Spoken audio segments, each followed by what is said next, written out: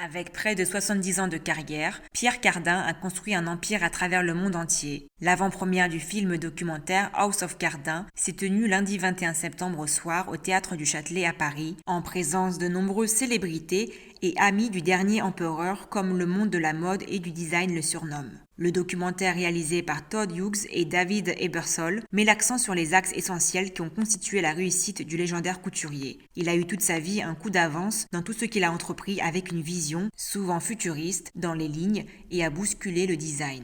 Le créateur lui-même se raconte entre inspiration et anecdote. À ses côtés, les témoignages de personnalités telles que Naomi Campbell, Jean-Paul Gaultier, Philippe Stark, Sharon Stone, Alice Cooper, Jean-Michel Jarre, Guo-Bei ou encore Kenzo Takada.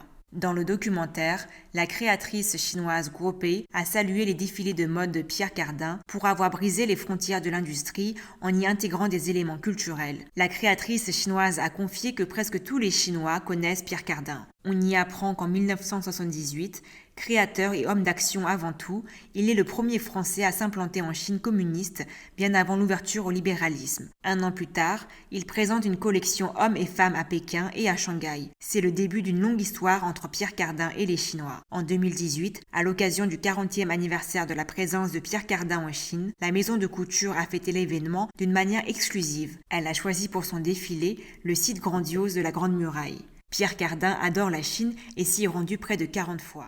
Oui, c'est un ami, c'est lui qui m'a donné mon premier prix, le premier prix de musique à l'Espace Cardin quand j'avais 18 ans.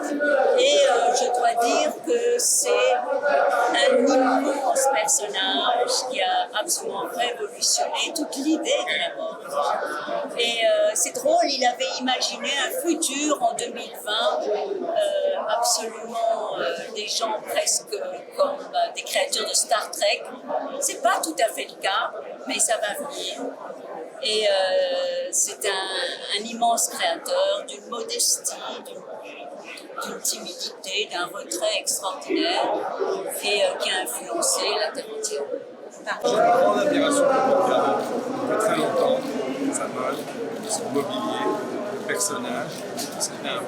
C'est lui qui m'a ouvert la porte de la liberté. C'est-à-dire que je n'avais pas fait d'école.